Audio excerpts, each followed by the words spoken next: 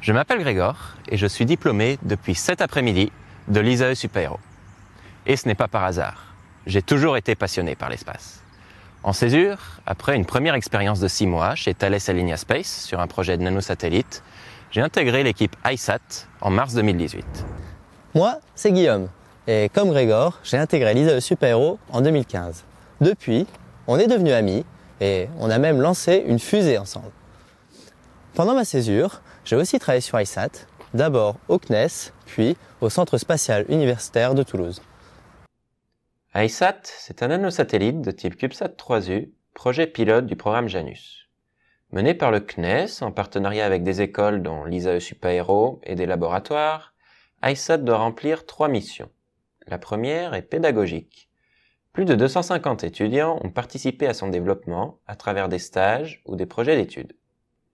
Le second objectif est la démonstration technologique de nouveaux composants dédiés au CubeSat. Enfin, ICESat doit remplir une mission scientifique d'étude de la lumière zodiacale avec son instrument IRIS. Depuis maintenant 2 ans, nous participons à la conception, au développement et à la validation du logiciel de vol d'ICESat. Ce composant critique est l'âme du satellite.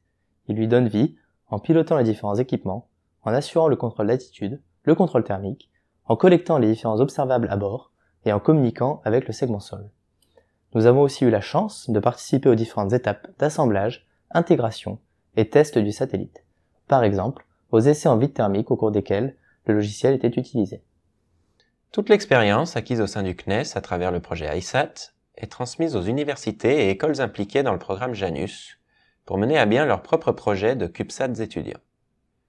En outre, les développements effectués pour ICESat, y compris son logiciel de vol, font l'objet d'un transfert technologique du CNES vers l'industrie spatiale française. U-Space, fondé en 2018 par 3 ingénieurs de l'ISAE Super-Héros qui ont suivi ICESat depuis ses débuts, bénéficie de ce transfert technologique. Spécialisée dans la maîtrise d'œuvre de projets de nanosatellites, cette jeune entreprise travaille avec des organismes publics comme le CNES, mais aussi pour des clients privés. C'est avec plaisir que nous les rejoignons dans cette aventure.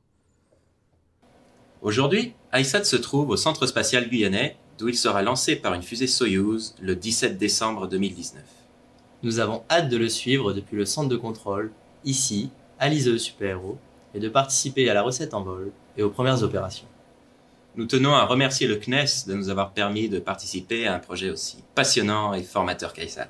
Merci aussi à l'ISAE Super-Héros de nous avoir donné les moyens d'atteindre nos objectifs personnels et professionnels. Enfin, merci à l'Amicale pour ce prix si gratifiant.